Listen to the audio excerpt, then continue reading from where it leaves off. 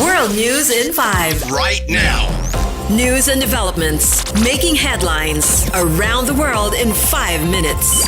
World News in 5. Here on Radyo Pilipinas World Service.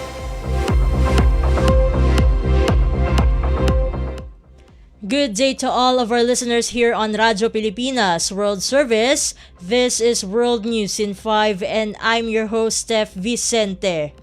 United States Vice President J.D. Vance is en route to Israel after senior U.S. envoys Steve Witkoff and Jared Kushner met with Israeli Prime Minister Benjamin Netanyahu.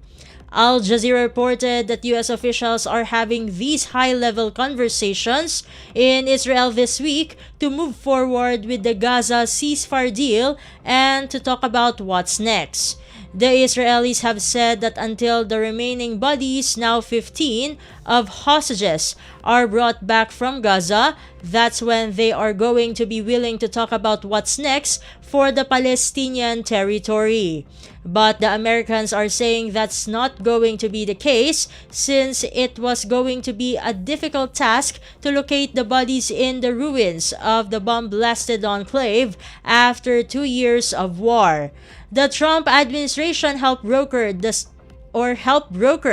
Gaza ceasefire deal between Israel and Hamas nearly 2 weeks ago, but the deal has repeatedly come under threat with continuous deadly attacks and other violations.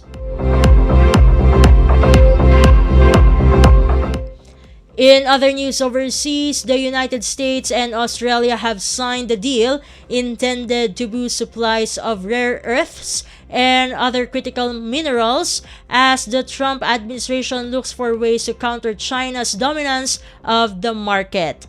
The BBC reported that Australian Prime Minister Anthony Albanese said the deal would support a pipeline of 8.5 billion pesos worth of ready-to-go projects that would expand his country's mining and processing abilities.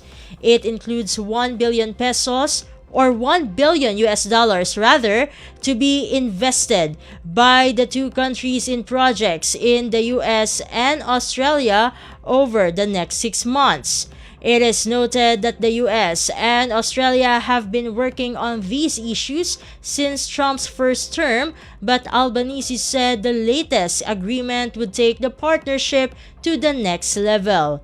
China currently controls about 70% of rare earths, mining, and 90% of the processing of the materials, which are found in everything from defense equipment to computer chips and cars. And finally, Japan has for the first time approved the over-the-counter sales of an emergency contraceptive pill, its manufacturer says, allowing women in the country to take the medication without prescription. According to a BBC report, Asuka Pharmaceuticals said wider access to the pill would empower Japanese women in the area of reproductive health. A date for it to go on sale has yet to be announced. The pill will be labeled as medicine requiring guidance, meaning women must take it in the presence of a pharmacist. The morning after pill, a form of emergency contraception, is already available without prescription in more than 90 countries and is designed to prevent an unwanted pregnancy. And that concludes today's edition of World News in 5 for Radyo Pilipinas World Service. This has been Steph Vicente. Good day and stay safe, everyone. World News in 5. Right now. News and developments making headlines around the world in 5 minutes. World News in 5. Here on Radyo Pilipinas World Service.